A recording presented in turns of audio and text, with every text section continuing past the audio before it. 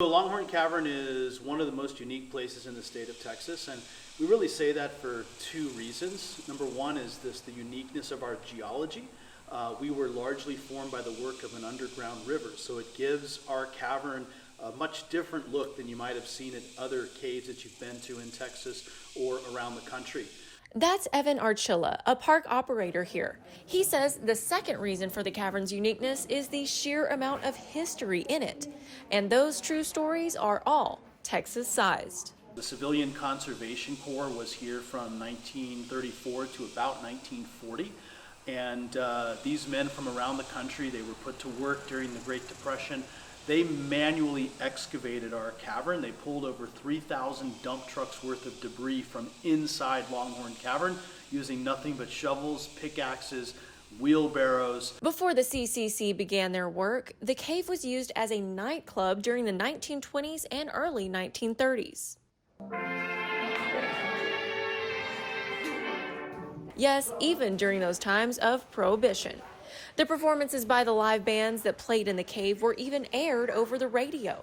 However, people have been attracted to this cavern since, well, there's no telling when. But there is some documentation to give us an idea. One of my favorite stories is about our first recorded visit to Longhorn Cavern. We had about 4 or 5 people come here on Valentine's Day of 1879. Came into the original entrance of the cavern, worked their way back over all that debris with candles and probably a bit of string in case that candle went out. They could get back to where they came from.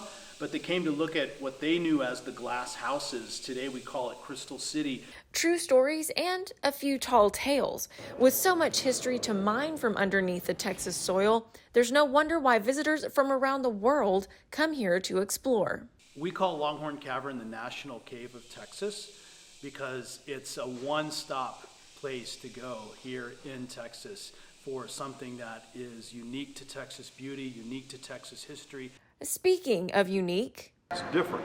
Richard Galladay owns the Ragtime Oriole in Marble Falls, a coffee shop / wine and beer shop / live music venue. But not just any type of music. Real authentic ragtime music which was an era of American history from about 1898 to 1917. Richard is all about authenticity, which you'll notice from the artwork to the drinks. Even the building itself holds a lot of history dating back to when it was built in 1907. That's all part of what Richard wants you to feel when you come through the doors. When you walk in this building, you feel like you're stepping back in time.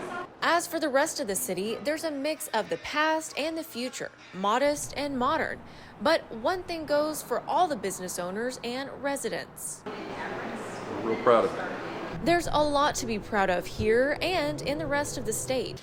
So my adventure continues. Until next time, I'm Sonora Scott, and you'll find me ramblin' round Texas.